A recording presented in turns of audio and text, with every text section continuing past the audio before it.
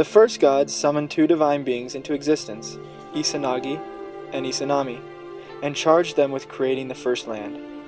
After bearing 8 children, who would later become the 8 great islands of Japan, Izanami died giving birth to the child Kagutsuchi, or the god of fire. In anger, Izanagi killed Kagutsuchi. Izanagi thought of Izanami and grieved for her. He wanted to bring her back from the land of the dead, known as Yomi. He searched and he found her. The shadows hid her face. Izanagi asked her to return with him to the land of the living. Izanami scoffed at him, saying, "You are too late. I've eaten the food of the dead, and I'm now one with the dead." He lit a torch and saw she was now decaying with maggots and foul creatures running over her body. Izanagi ran. Izanami, shrieking, chased after him. Wild Shikome, or foul woman, also hunted for the frightened Izanagi, instructed by Izanami to bring him back. Izanagi fled and pushed a boulder in front of the cave entrance of Yomi. Izanami screamed from behind a sealed entrance and told Izanagi that if he left her, she would destroy 1,000 people every day. He furiously replied he would give life to 1,500 people every day. Izanagi felt unclean because of the contact with the dead. He took a bath, and gods and goddesses, both good and evil, emerged from his discarded clothing as he bathed. His son Susanoo came from the fallen drop of water when Izanagi washed his nose. His daughter Amaterasu appeared from his left eye.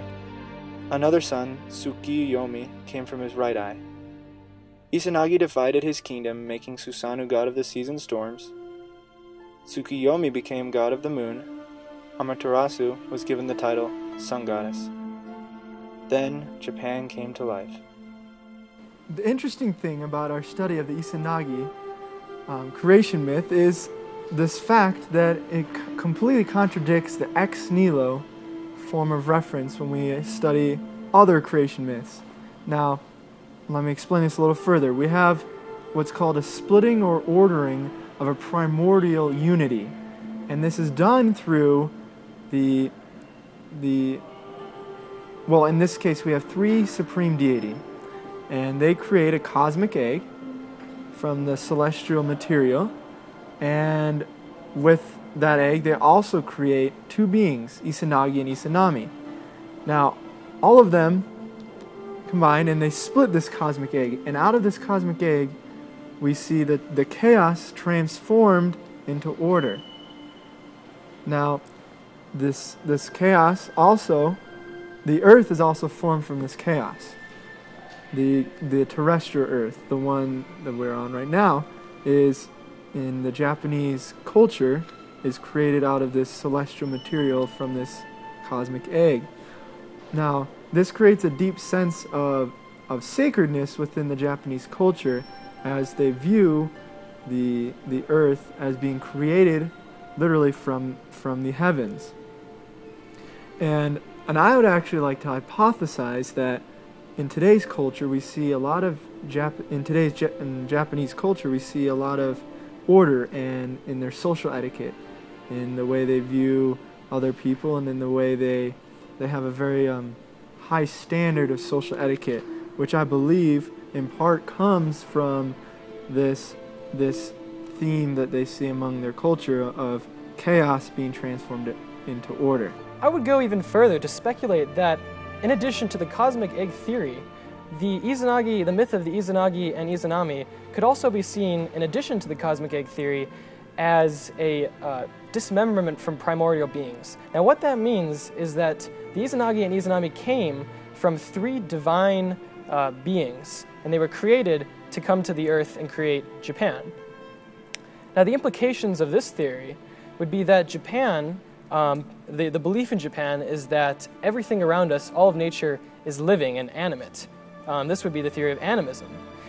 Now we take the mythology of all of these beings on earth coming from the droplets from the spear of Izanagi and Izanami. Now the droplets create live, actual people. Now what this means is that the Japanese view everything on our planet to be alive and of worth and sacred. So they would be against the so-called consumeristic society that we have today. Now, I'd like to push this concept of animism a little bit further. We see from the Izanagi and Izanami creation myth that there's a great sense of sacredness and importance attached to living creatures and nature here on this earth. The Japanese culture highly values all living things, and I think that our society could do with a greater importance and value associated with those concepts, that we have kind of decentralized ourselves from nature, and by looking to this creation myth and really taking a leaf out of its page and following what the Japanese culture still follows today, we could have a more harmonious existence with all of our living creatures on Earth. The really curious thing about the Izanagi creation myth is that it's full of duality. So you have this relationship between opposing forces. You've got chaos and order, which you see when they create the universe, and you've got life and death. I mean, Izanagi and Izanami were having offspring that created these deities in love, in a moment of emotion, and then also in pain when Izanagi had to leave Izanami from the underworld, and so he bathed, and then a lot of the deities came from that.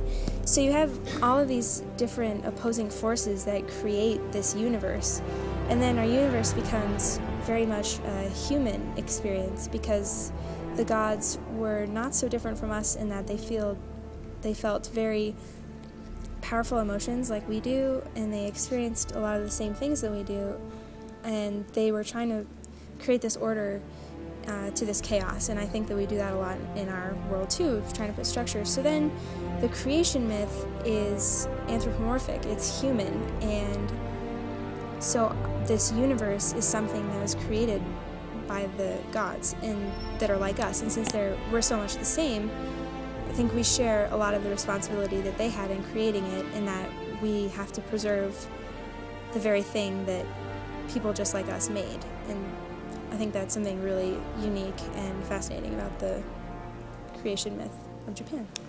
The creation myth of Japan speaks to the idea that the human form and the earth are one, and that all living creatures on the earth coincide with our human race. The earth throughout the years has provided us with shelter, with protection, and with resources that allow us to thrive in our modern society. The Izanagi and the Izanami would have intended us to reciprocate that favor by giving back to our environment. And that is the true meaning behind the myth of Izanami and Izanagi.